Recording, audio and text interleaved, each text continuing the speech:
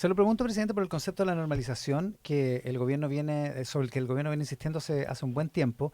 Em, Porque es cierto que hay muchas cosas que se han normalizado en el país, pero se echa de menos, dicen sus críticos, una reflexión respecto de cuánto contribuyó su sector a la anormalidad que ocurrió. Pero se echa, primero, yo he hecho una reflexión, creo, profunda respecto de lo que fue el estallido social. Y no es la primera vez. La hice en la cuenta pública de manera explícita. Entonces lo que yo veo es que hay ciertos sectores que da exactamente lo mismo lo que uno diga, ya tienen la minuta preparada de antes para salir a criticarlo. No sé si usted comparte conmigo esa visión. Las cuentas públicas suelen ser así, tienen un guión Hay preestablecido. hay un guión preestablecido. Y yo he dicho en reiteradas ocasiones que nosotros tenemos que ser capaces de juzgar también nuestro comportamiento como oposición, sin por ello dejar de reivindicar nuestro compromiso con las demandas que estaban en el fondo del estallido social. Ya, pero por ejemplo, Espera, déjame decirte una cosa, Iván. En el funeral del presidente Piñera causó mucha polémica entre mi sector justamente las palabras que yo dije respecto a eso, de que habían sido demasiado duros de que en momentos habíamos sido injustos en las críticas. Por ejemplo, y hay un ejemplo que yo he dado muchas veces, creo que nuestro juicio o la manera en que se juzgó el actuar del gobierno del presidente Piñera en la pandemia fue injusta. Creo que la acusación constitucional al ministro de Educación, Raúl Figueroa de la época, fue equivocada. Y lo he señalado públicamente. Entonces, cuando dicen, echamos de menos una... No quieren escuchar nomás. Pero además hay otra reflexión respecto a eso. Si ellos juzgan que el comportamiento de la oposición de ese entonces fue equivocado y aún así deciden comportarse de esa manera, de la manera que ellos juzgan ¿Lo equivocada, hice por las acusaciones constitucionales? o sea, las acusaciones constitucionales ya llevan ¿cuántos? Ocho, ¿10? ocho. ¿8? Eh, Están a uno del empate.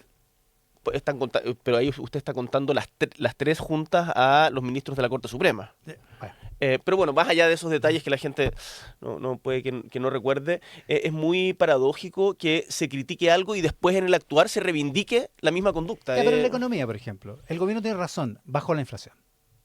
Pero ¿cuánto Muy contribuyó? significativamente. Muy significativamente. Pero ¿cuánto contribuyó su sector pidiendo más IFE?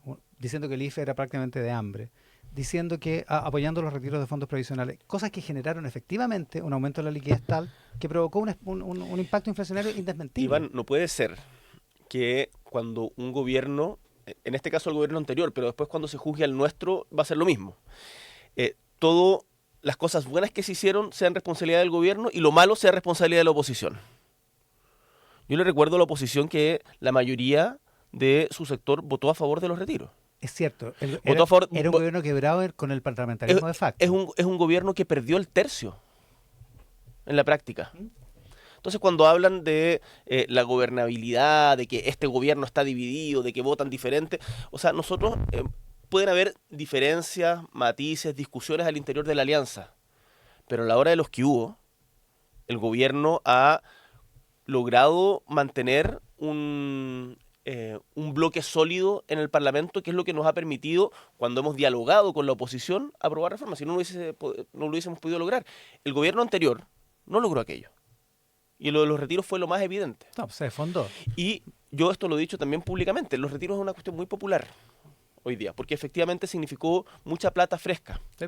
Pero es una política pública irresponsable en el mediano y en el largo plazo. Yo sigo teniendo... O sea, se arrepiente de haber votado por ella. Yo es de las cosas que creo que... em, tengo muchas... Lo he pensado mucho respecto al primer retiro.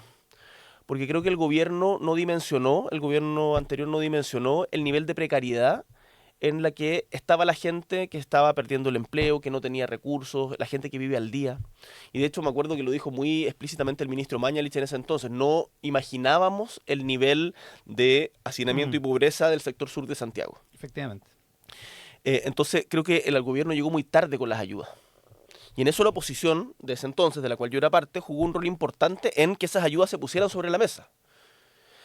Y ese es el marco en el que se dan los retiros. Después se hizo un aprovechamiento, creo, que fue equivocado. Y en ese momento yo también voté a favor. Y creo que fue un error. Y creo que fue no reflexionar sobre eso. Y cuando llegamos a reflexionar y actuar en consecuencia, no solamente reflexionar. No, a nosotros nos tocó inmediatamente discutir el cuarto retiro en el Parlamento. Y vea cómo votaron nuestros No, parlamentarios. cambió la actitud sin duda.